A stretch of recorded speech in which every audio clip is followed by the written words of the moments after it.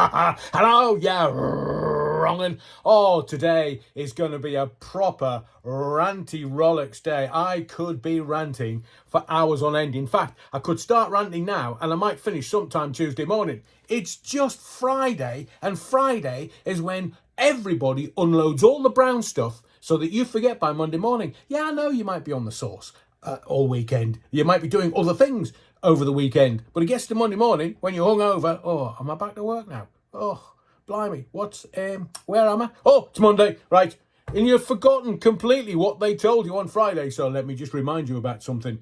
This is today's Ranty Rolex with a B.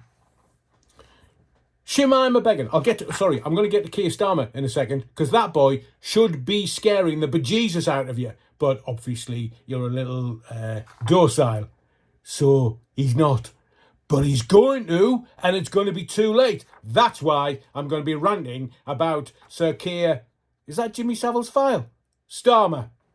We'll start with this idiot in Syria. Shemima Begum. Oh dear, she's lost her appeal over her citizenship.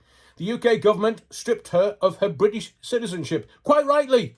She went off, 15-year-old, shacked up with some Dutch guy who was fighting for ISIS, had 3 babies knocked out of her, and now she's going, oh, well, my babies are dead, and not quite sure where my husband is. He's in northern Syria, Shemima. I want to come back. So, let me tell you this. Bangladesh has said, Ms. I don't know why they call all the women Ms. She's a Mrs. And she's Mrs. with a Dutch second name. Bangladesh have said she will be given the death penalty if she goes there. So she wants to come back here because parents are here, but parents are Bangladeshi. And they've got Bangladeshi passports. But the Bangladeshis have told the UK government, oh, no, we're not having that. No, lads, stop that. Don't even think about it, because if she comes back here, we'll put her to death. So obviously Shemima's like, oh, I'm not going to Bangladesh, so I'm definitely not going there. Shemima doesn't hold a British passport. She doesn't. She's not a British citizen, doesn't hold a passport. Now, I'm not suggesting that to be a citizen you have to hold a passport, but the government have gone, oh, here, Shemima, Foxtrot Oscar, you're not coming back here, man. Where have you been? Oh, Syria. Who did you marry? Oh, ISIS. And this morning, before the appeal was ratified at the appeals court, the BBC showed some reportage of Shemima going, well, I can be a double agent. Yeah, I've seen the James Bond movies. I can be a double agent. I'll come back and I'll tell the anti-terrorist squad everything that I know. And there's obviously some people in Syria going, what's she going to do? There's another crosshair on her back from somebody else, apart from the British government. There are very dangerous people in Syria, and she's saying the British government, oh yeah, I'll come and tell you everything that I know. What? In a book deal that'll be serialised in whichever newspaper? Nearly named them, but whichever newspaper. So, let's just kind of go over what has happened, so you get the full context of what this lady is up to. She married a Jago Rajdik, Dutch convert to ISIS, when he was 23 and she was 15. She travelled from Bethnal Green. I want to know, if she hasn't got a British passport, how did she get out of the country? Have you been to the airports lately? I mean, they're getting me standing up there with me hands.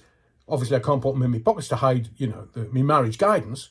And they're taking, like, this scan. Oh, he's naked. Hey, we've got Adrian Allen, naked. How did she get out of the bloody country to Syria for a kick-off?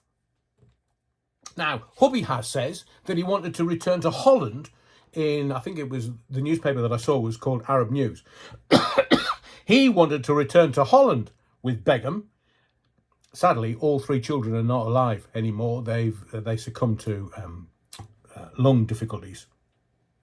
So this ruling today, which I'll get to you in detail in a moment, the ruling means she remains in Syria with 0 chance of returning to the United Kingdom. Zip, zix, nix, nada, absolutely bugger all chance of coming back to Blighty, this sceptred isle. Now, she made a challenge last year at the Special Immigration Appeals Commission, and the role of today's court appeal was to see that that judgment was lawful. So Chief Justice Dame Sue Carr says, whilst the decision is, and I quote, harsh, and it could be argued that Begum is, I quote, the author of her own misfortune.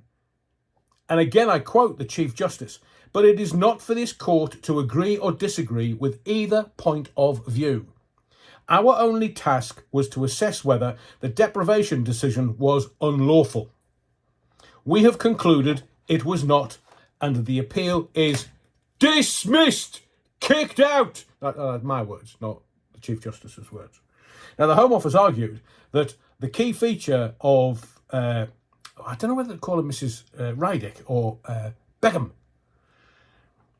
The key feature of this case was national security. First question that springs to my mind was, who's paying her fees? If she's in some refugee camp on the Iraqi border with Syria, who's paying her fees? Is she paying it in barrels of oil or something? Now, let's look at her options. She could skedaddle off to Bangladesh. Oh, no, wait. The Bangladeshis don't want to. So the Bangladeshis are saying, you come here, we'll put you to death. So obviously that's not the first option. The first option could be Holland. She married a Dutch guy. So she can go to Holland. That's where her husband's from. Don't want to do that, does she? No, she wants to come back to Blighty, because look at all the millions she could make in book deals, serialisation in giving exclusive interviews. She could be a multi-millionairess once she steps foot on English soil. And she'll get benefits. She'd be living in the lap of luxury for the rest of her life if she ever got back here. Now, the only option left for her is for it to go to the Supreme Court. But let me tell you, the UK government don't mess about. If they say you're a threat to national security, and she's already said, oh, I'll work with counter-terrorism, I'll tell them everything that I know. Quote, if I was ISIS sitting in Syria, I'd be going, hang on a second, where is she? She's in a refugee camp on the Iraqi border. So she's telling the UK government that she's going to cough and tell them everything that she knows. Everything. I hate to think what ISIS will do, or Daesh, or whatever they want to call them. They don't want to call them. The media trying to get it away from ISIS, because ISIS was a god. So they're trying to change the name, but it's stuck now, too late. So I think this is a salutary lesson to all 15-year-olds who, at 15, you're getting to the top of the food chain, you're about to leave secondary school, you might go on to sixth form, you might go on to university, but at 15, nearly 16, last year at secondary school, you're the king of the castle. Now, she was 15 and legged it across to Syria. Within 10 days, was married. So this is a salutary lesson to all 15-year-olds. You think you know everything. You think because you've read it in a book that you know it all. Well, let me tell you. You know absolutely naff all. Nothing. Because life will teach you lessons. That's what life is here for. That's why there are little speed bumps and other things in your life that you didn't see coming, because you have to learn. And also, if you've made your bed, lie in the fecker. Now, Keir Starmer, because he's really rattled my cage this morning. Proper. Is he scaring you yet? Is he scaring you? Sir Keir, who went, oh, yeah, Jimmy Savile. Who? File 13. He's part of the system. He's part of the system. He's part of the political classes. He just wants the top job, because then that's his pension for the rest of his life. Oh, good on him. But why should he scare you? I'll tell you why he should scare you. Have you seen the front of the Independent today? He's going to sell us down the river. He is going to sell you and I down the river. You'll have to pause that if you want to see any more. There's a new Brexit deal on food and cars agreed with Labour, says EU officials. Is that Ursula von der Leyen? Look, I've told you before. How can you tell when a politician's lying? Their bloody lips move. Now, whether it's Ursula von der Leyen or Klaus Schwab, whether they're selling us down to because of Westminster, whether they are selling you and I, that is what they are going to do. As sure as eggs are eggs. Now, don't get me onto the sixth former, rich boy Sunak. No, he's going to do exactly the same. That's how they win. That's how the system wins. That's how Klaus Schwab is laughing at you, laughing at us, and more importantly, laughing at the bloody politicians because they're all corrupt. All of them. So 25-26, Labour is going to broker a new deal with the EU. The EU are offering Labour a chance to reset trade arrangements. Of course they are, because they're missing our billions that were going into the corrupt European super union. Of course, it's one of the most corrupt entities on planet Earth. If only Mars was more corrupt, they'd get away with it. So Labour are saying, oh yes, we want a much closer relationship with Europe. Feck off! Do you know something? Foxtrot Oscar. See, it's winding me up so much today. A proper ranty llox. Why? Because I'm old enough to remember the common market. Remember Ted Heath, the pervert? Remember?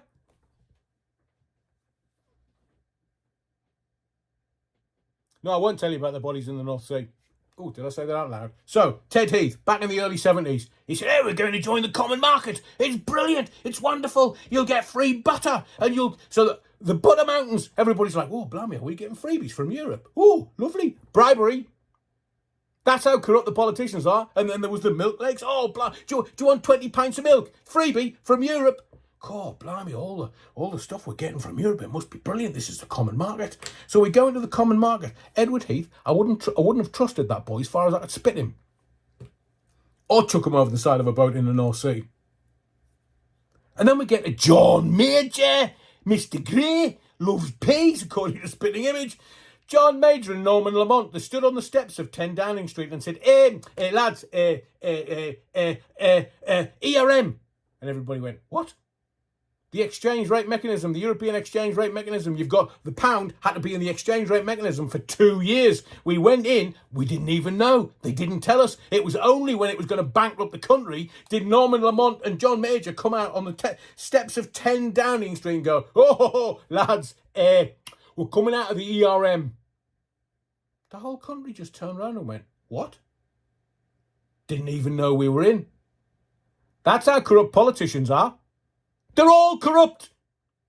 What, you think any of them are trying to do the best for your community and this country? Hadaway and shite, man.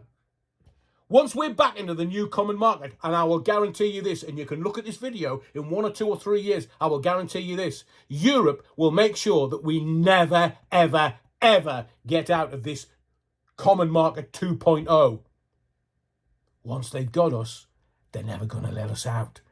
Look at Ireland. If you want an example, look at Ireland. So Ireland went, we need a poll. Let's have a referendum. Referendum on whether we want to stay in Europe. And Ireland voted, as in the Republic, voted to get out of Europe. And Europe went, no, lads. Lads, you voted the wrong way. You were supposed to stay in Europe. And Ireland went, no, we didn't. We just voted with, but it's democracy.